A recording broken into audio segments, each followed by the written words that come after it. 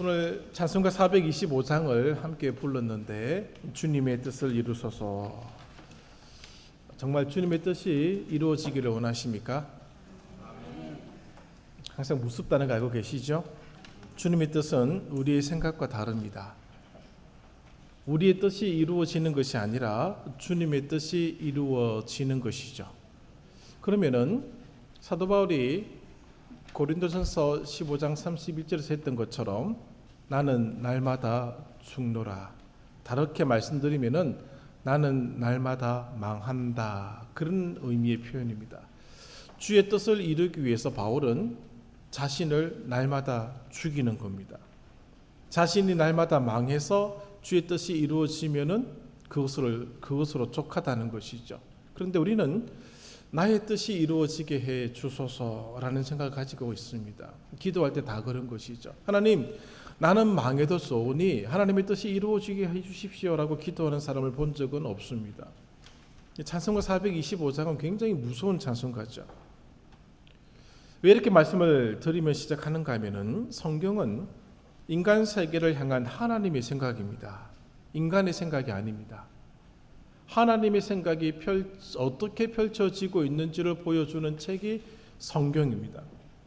그 뜻이 역사 가운데서 이루어지고 있고 이루어지게 될 것입니다. 그 가운데서 인간의 생각은 이루어지지 않습니다. 인간의 생각대로 되기를 하나님은 원치 않으신다는 것이죠. 성경은 인간을 바라보시는 하나님의 생각이지 인간이 인간을 바라보는 인간의 생각이 아닙니다. 그것을 꼭 유념하시며 성경을 읽으셔야 됩니다. 이것이 성경을 읽으면서 가장 경계해야 될 부분이죠. 우리는 착각하죠. 성경의 생각을 자기와 동일시하여서 자기가 하나님의 자리에 앉는 잘못을 저지르고 있습니다. 혹은 성경의 인물과 자신을 동일시하여 생각하는 경우도 종종 있습니다. 그런 경우는 보통 선지자의 자리에서 다른 사람을 바라보죠. 자신을 실패한 인물이나 죄인의 자리에 두지는 않습니다. 일반적으로 이런 오류를 목회자들이 많이 하고 있죠. 그리고 또 소위 성경과 친밀한 사람이라는 말을 듣는 자들이 많이 저지르는 잘못입니다. 한 가지 예를 들어서 광복 이후 한국교회는 큰 분열의 아픔을 맞이하게 됩니다. 신사참배 참여자들과 반대자들의 첨예한 대결이 한국교회를 분열의 고통 속으로 몰아넣습니다. 신사참배 반대자들은 신사참배 참여자들의 진심 있는 회개와 행동을 요구하면서 일정 기간 목회 현장을 떠나라고 요구를 합니다. 회개의 시간을 가지고 자숙의 시간을 가지라는 것이죠. 그러나 신사참배 참여했던 자들은 나는 하나님께 회개했다는 것이죠. 너무 빨리 목회 현장에 복귀를 하게 되는 것이죠. 그리고 신사참배 반대했던 자들을 향하여서 네가 왜 나의 재판관이 되려고 하느냐 그렇게 요구를 한 것입니다. 그러면서 그들은 자기 스스로에게 면죄부를 주게 되는 것이죠. 오늘 우리가 다루고자 하는 이 본문 말씀은 굉장히 어려운 말씀이고 굉장한 분열을 일으킬 수 있는 그런 말씀이 되기도 한다는 것이죠. 그래서 비상적으로 이 본문을 알아서는 안 된다고 하는 것입니다. 오늘 본문 내용을 우리가 다 잘 알고 있습니다. 내용을 모르지는 않습니다. 한마디로 정리하여 말씀을 드리면 재판관이 되지 말라는 겁니다. 성경을 통해서 하나님의 생각을 알았다고 해서 하나님의 자리에서 재판관 노릇을 하면 안 된다는 겁니다. 누가 가장 무서운 사람이냐? 성경을 2번 읽은 사람이 가장 무서운 사람이다 라는 그런 얘기가 있습니다. 오늘 성경의 내용을 알고 있고 성경 속에 하나님의 생각을 알고 있다고 해서 그것이 자기의 생각은 아닌 것이죠. 자기의 판단은 아닌 것이죠. 그런데 스스로를 그렇게 만드는 경우가 참 많이 있다는 것입니다.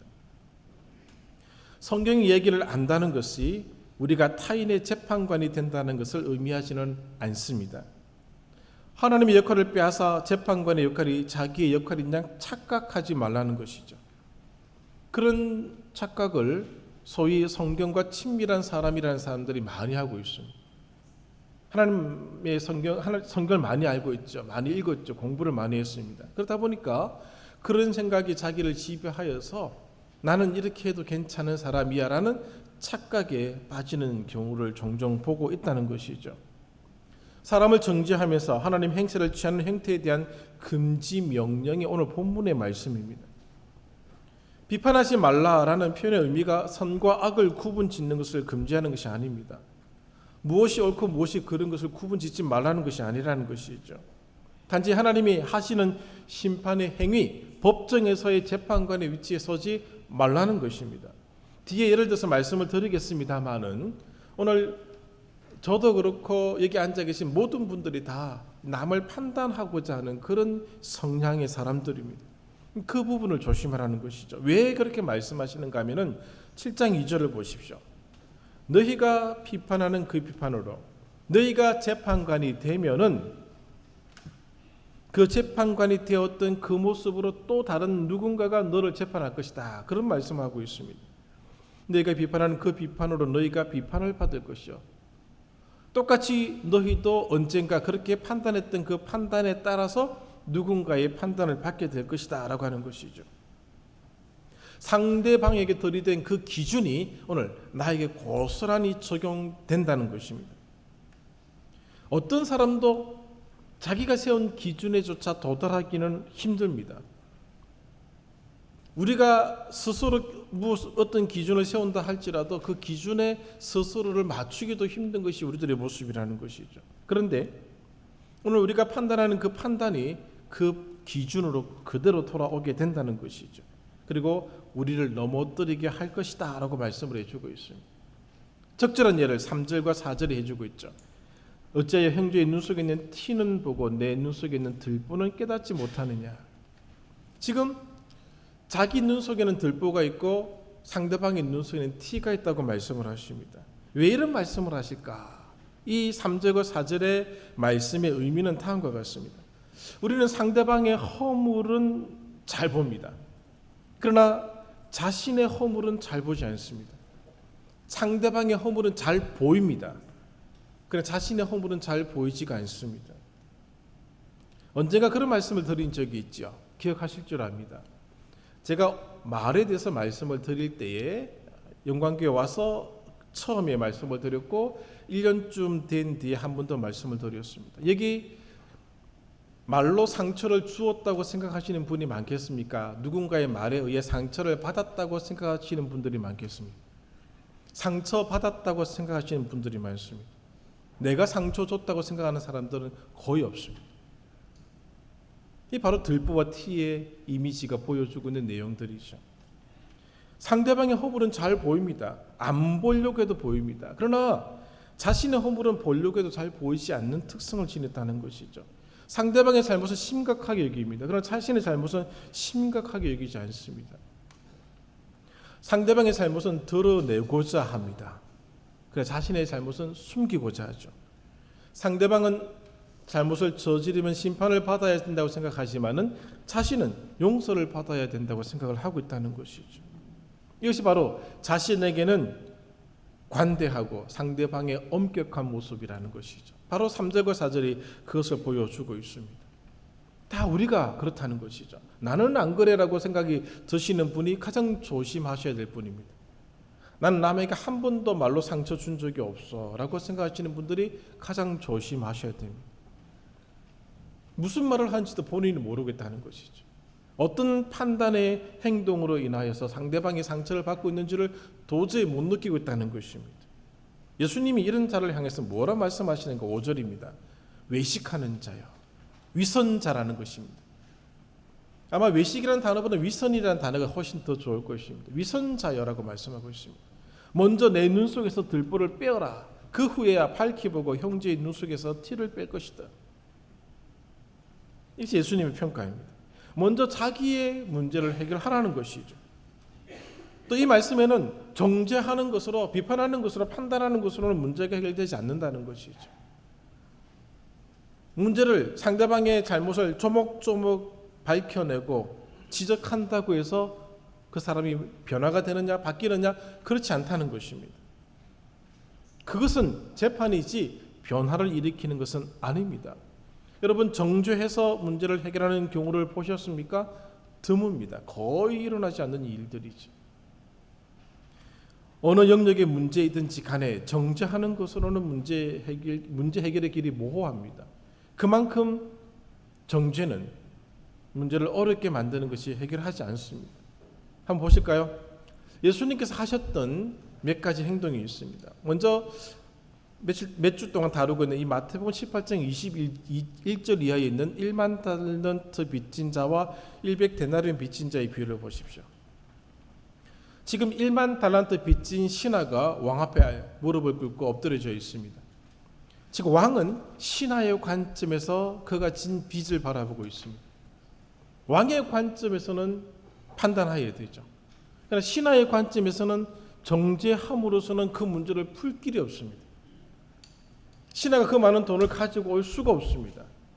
다른 데 차용해서 빌려올 수도 없는 그런 상황인 것이죠. 신하의 관점에서 이 문제를 바라보면서 왕은 긍휼을 베푸는 것입니다. 그러나 이 100데나리온 빚진 친구를 만났을 때 이 1만 달란트 빚진 자의 행동을 보십시오. 빚을 탕감받은 자의 입장에서 그 친구를 바라보는 것이 아닙니다.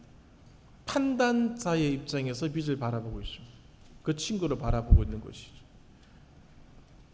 자신이 긍휼을 입었으면 상대방에도 긍휼을 베풀라는 것이죠. 그렇지 않으니까 왕이 어떻게 합니까? 다시 판단자의 위치에서 이 문제를 풀어갑니다. 감옥에 청노라는 것이죠. 누가복음 15장 1절 이하의 말씀을 잘 기억하실 줄 압니다.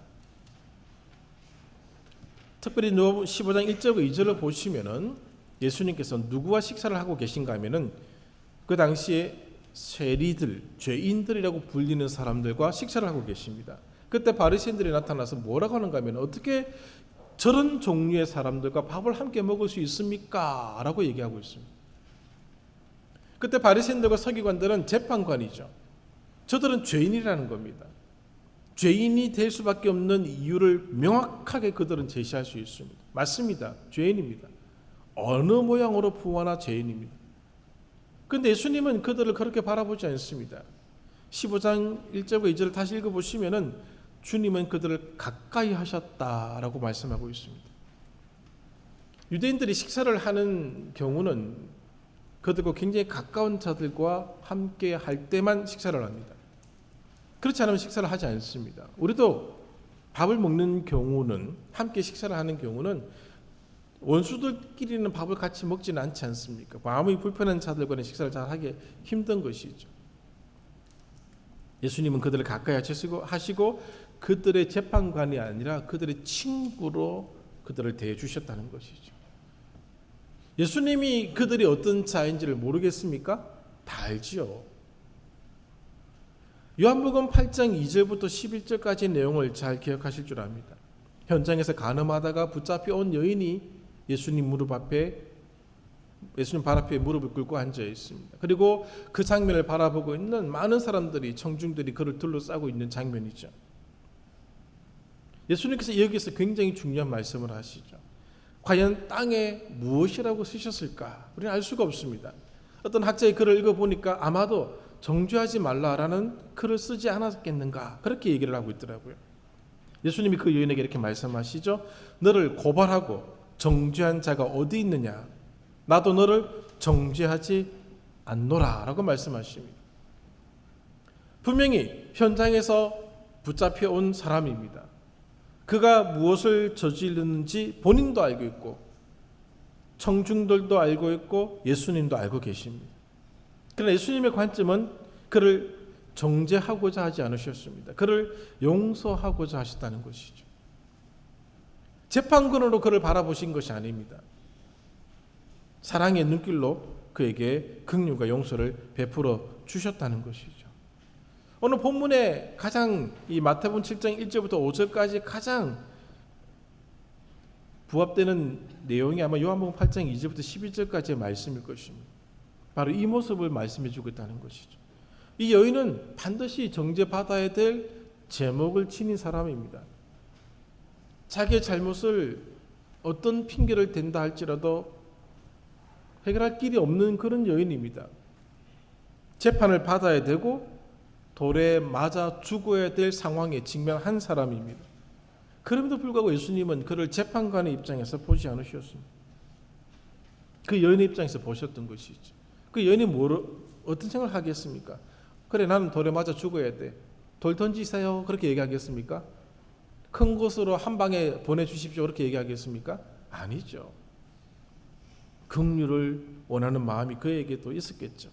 예수님은 그를 아시고 왕이 신하의 관점에서 빚을 보았던 것처럼 예수님이 그 여인의 관점에서 이 여인의 문제를 다루고 있다는 것이죠. 자, 우리가 현장에 있으면 어떻게 하겠습니까? 우리도 분명히 돌을 들었을 것입니다. 그때 예수님 말씀하시죠. 죄 없는 자가 먼저 돌로 쳐라. 네가 재판관이냐? 너도 그 행동에 따라서 재판을 받을 것이다. 그렇게 말씀하고 있지 않습니다. 아무도 그 말씀 앞에 돌을 던질 수가 없었던 것이죠.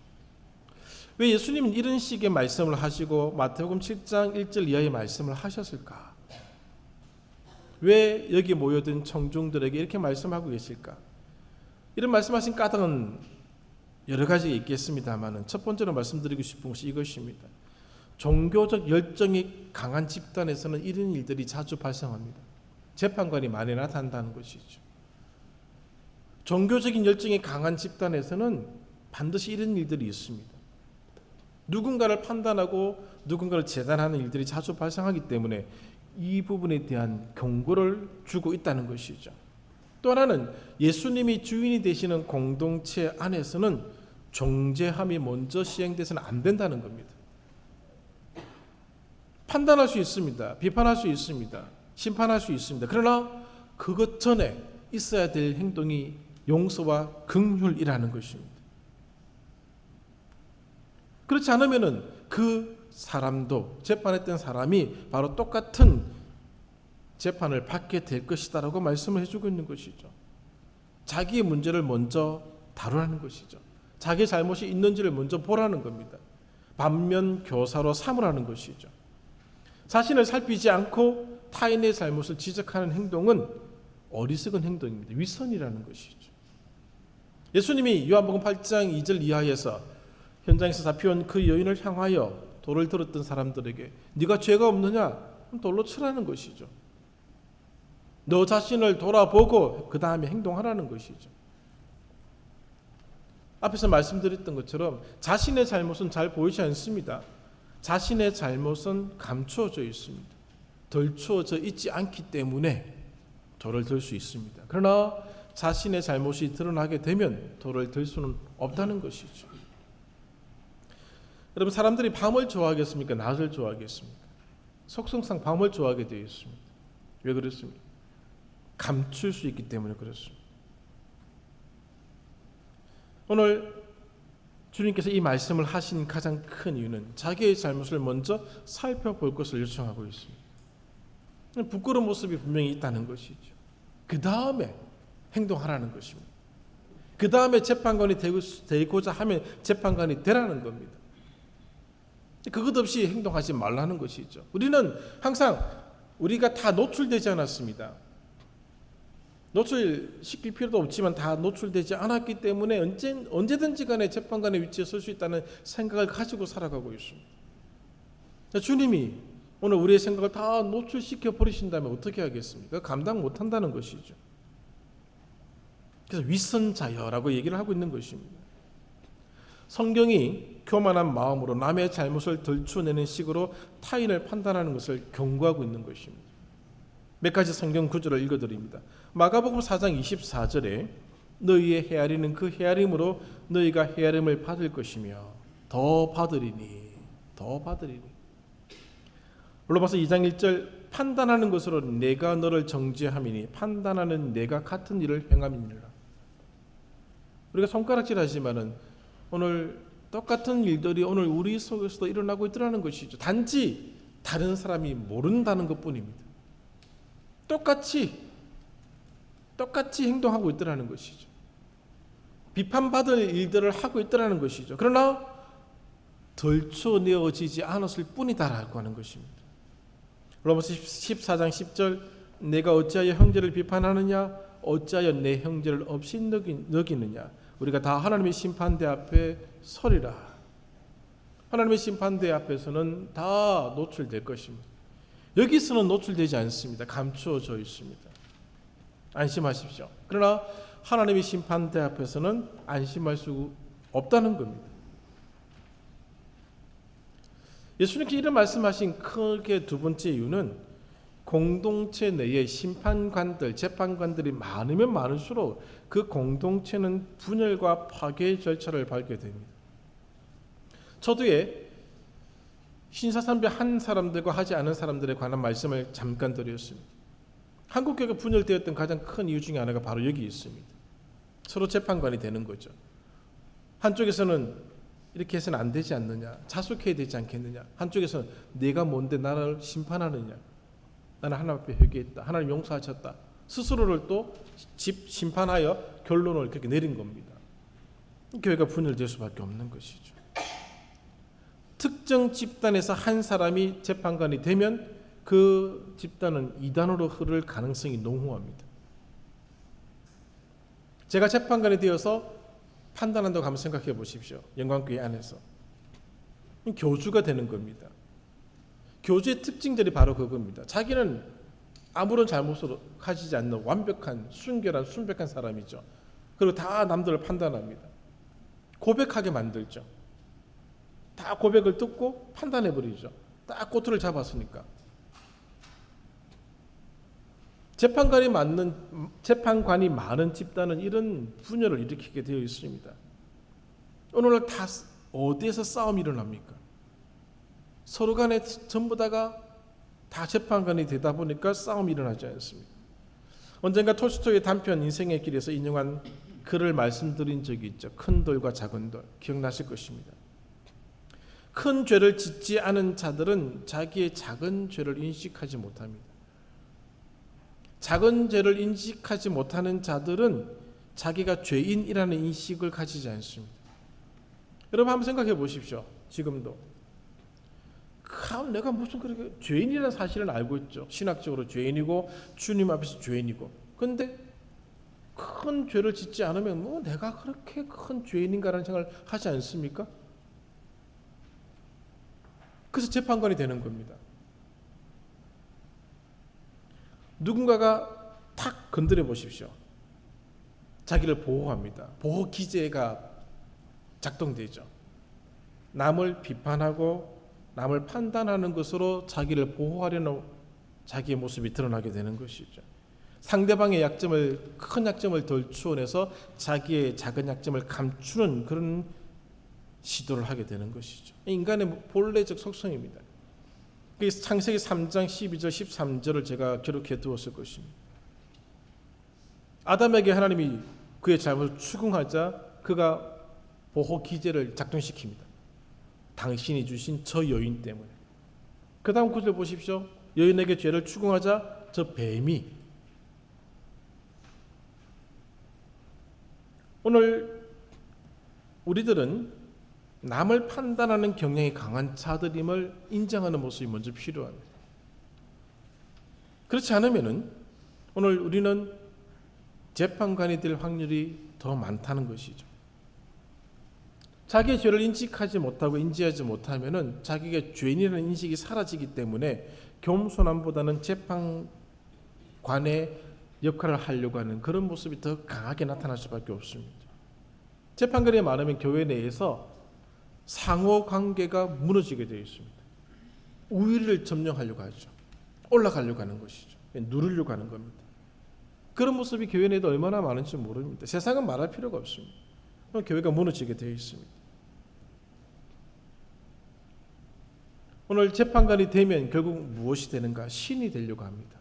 자기는 완벽한 사람이라는 것이죠. 나는 절대로 그렇게 하지 않아. 그런 얘기를 잘합니다. 나는 그런 사람이 아니야. 그렇게 하면서 너는 그렇다는 것이죠. 자기를 그렇게 지켜나가는 것입니다. 그렇지 않습니다. 다 똑같습니다. 항상 요한복음 8장 2절 이하의 그 장면을 잊지 마십시오.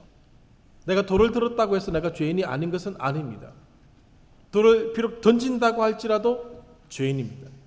재판관은 될 수 없다는 것이죠. 우리의 모습이 그 속에 너무나 잘 드러나고 있다는 것입니다. 그래서 이 본문은 다음과 같은 것들을 가르쳐주고 있습니다. 먼저 자기 자신을 검토하라는 것이죠. 남에게 시선을 빼앗기기 전에 자기 자신을 먼저 살피라는 말씀입니다. 그리고 남을 향해 말하라는 것이죠. 왜 그런가? 인간은 모두 정죄보다 긍휼과 사랑이 필요한 존재라는 것입니다. 저도 긍휼과 사랑이 필요한 존재고 여러분들도 긍휼과 사랑이 먼저 필요한 존재라는 것이죠. 주님이 우리를 그렇게 대하지 않으셨습니다. 만약에 심판자의 입장에서 주님이 우리를 대하셨다면 여기 누가 앉아 있을 수 있겠습니까? 누가 머리를 들 수 있겠습니까? 누가 무엇을 할 수 있겠습니까? 어느덧 자꾸 성경을 알아가고 배워나가면 배워나갈수록 그것이 잣대가 되어서 누군가를 판단하는 도구로 쓰여지고 있더라는 것이죠. 자기 자신을 향하여 들이댈 잣대가 남을 향하여 들이댈 잣대로 사용되고 있더라는 것입니다. 안다고 하는 것이 우리를 재판관의 자리에 앉게끔 해서는 안 된다는 겁니다. 근데 우리는 안다는 그것으로 말미암아 그렇게 판단하는 그런 유혹에 쉽게 넘어가고 만다는 것이죠. 우리에게 허락되어진 모든 성경의 말씀은 자기 자신을 먼저 살펴라고 주신 말씀인 것이죠. 이런 부분에 있어서 목회자가 가장 맹점입니다. 약합니다. 그렇게 잘 하지 못하더라는 것이죠. 그것을 살펴볼 수 있는 그런 자세가 필요한 것이죠. 성도님들이 기도해야 될 가장 큰 부분이 바로 그것입니다.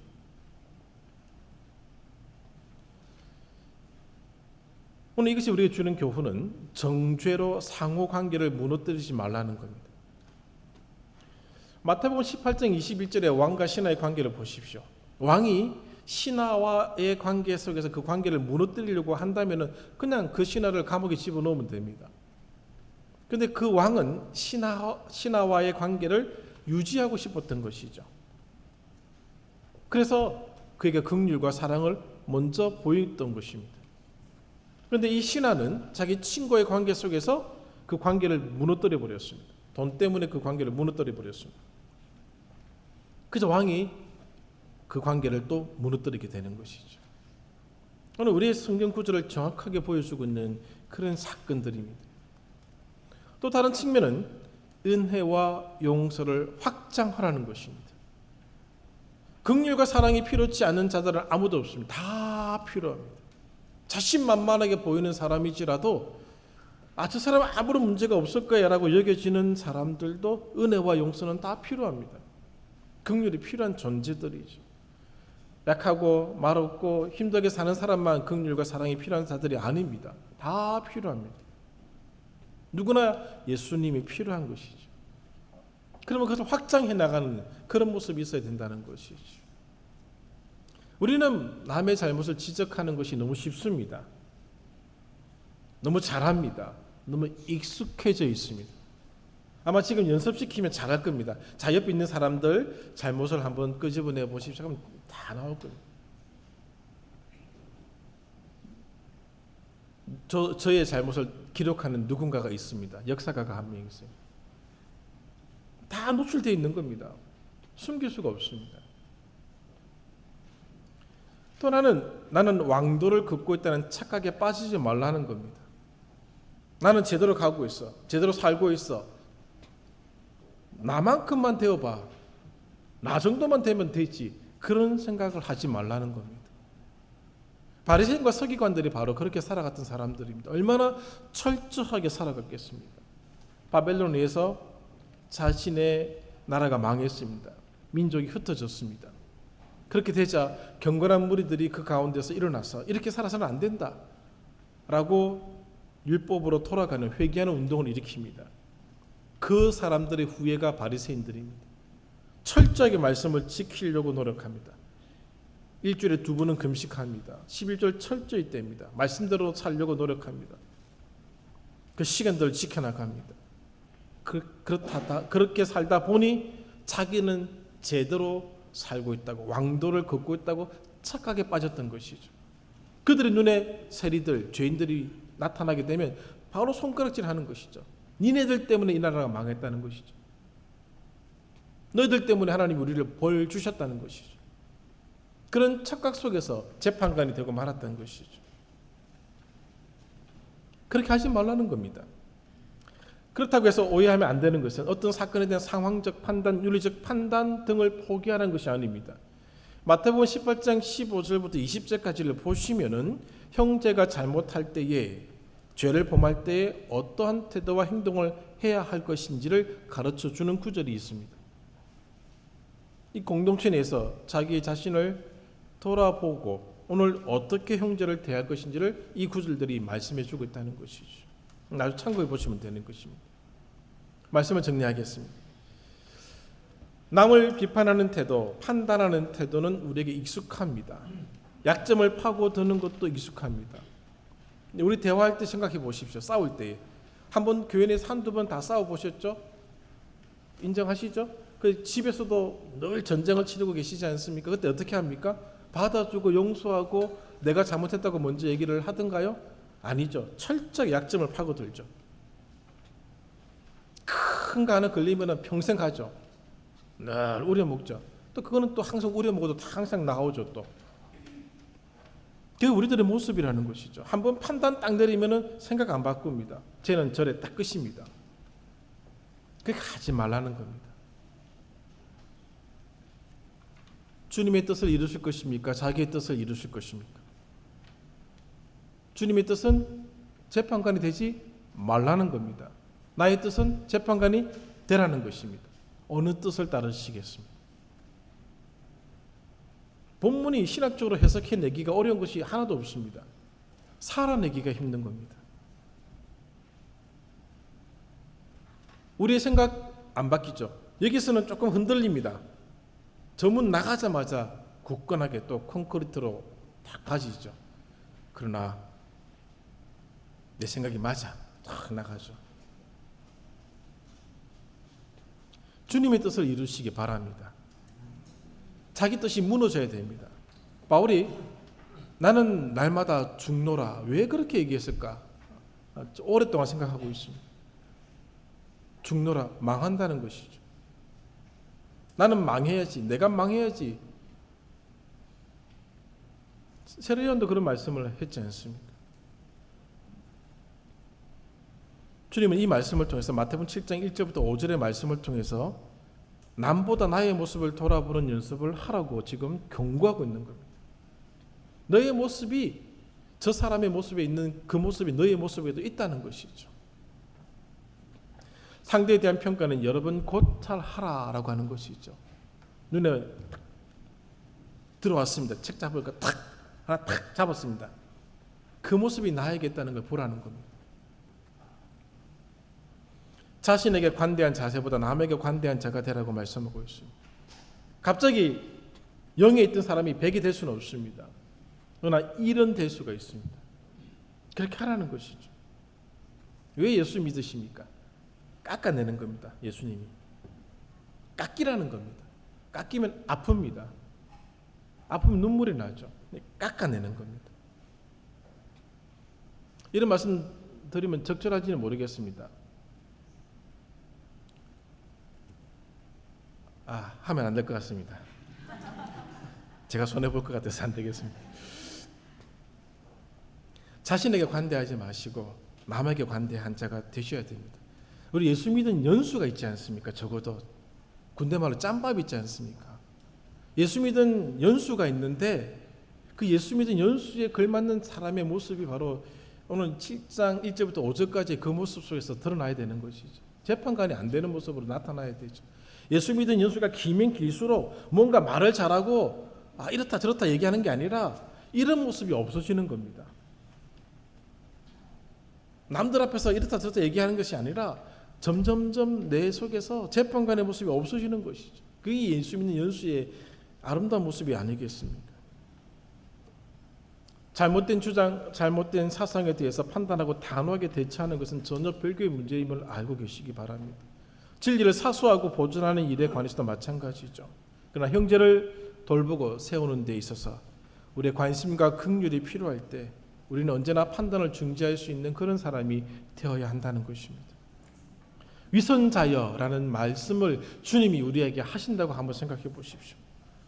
요한복음 8장 2절 이하에 있는 그 장면에서 예수님이 그 돌을 들었던 모든 사람들에게 하셨던 말씀이 바로 이겁니다. 위선자여. 그 말씀에 그들이 돌을 땅에 떨어뜨린 것이죠. 던질 수가 없었던 것입니다. 우리에게 늘 이 말씀이 들렸으면 좋겠습니다. 재판관이 되려고 하는 그 순간에 위선자야라고 우리를 부르시는 주님의 음성이 들렸으면 좋겠습니다. 그리고 그 음성 때문에 돌을 내려놓는 거죠. 내가 잘나서 돌을 내려놓는 것이 아닙니다. 나이가 이 정도 알고 있기 때문에, 이 정도의 신앙 연수가 있기 때문에, 이런 직분을 가지고 있기 때문에 돌을 내려놓는 것이 아니고 그 주님의 그 음성이 두려워서 돌을 내려놓는 것이죠. 내가 돌을 내려놓았다고 해서, 내가 재판관이 안 되었다고 해서 난 대단한 사람인가? 아닙니다. 똑같은 사람입니다. 그 말씀 때문에 돌을 내려놓는 것이지요. 다른 게 하나도 없습니다. 오늘 우리 이 연약한 모습을 주님이 잘 말씀해 주고 계십니다. 다 똑같습니다. 다 똑같습니다. 저도 뭐 똑같죠. 한 끗 차이도 안 납니다. 다 똑같습니다. 그러므로 오늘 이제는 서로 긍휼과 사랑으로 옆에 있는 분들을 대해 주시고 품어 주시고, 약점을 보기보다는 그 약점을 볼 때 자기 자신을 바라볼 수 있는 그런 시선을 가졌으면 좋겠습니다. 그런 아름다운 모습이 영광교회 모든 성도들의 모습이 되기를 간절히 소망합니다. 기도하겠습니다. 하나님 아버지, 감사드립니다. 사실 저희들은 지금까지 재판관의 입장에서 살아왔습니다.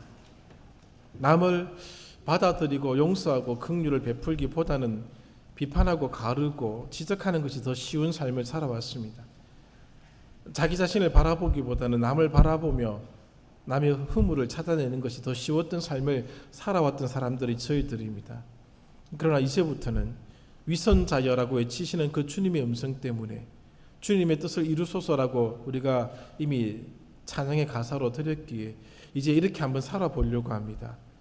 주님, 위선자여라는 말을 듣지 않는 자의 삶이 되게 하여 주시고, 나의 뜻을 버리고 주의 뜻을 이루어 드리기를 몸부림쳐 만들어갈 수 있도록 주님 인도하여 주시옵소서. 사랑하는 영광교회 모든 성도들과 그 가정 위에 함께하여 주셔서 참으로 주님의 사랑과 긍휼이 가득한 삶이 되게 하시고, 가정이 되게 하시고, 인간관계가 되게 하여 주시옵소서. 예수님의 이름으로 기도합니다.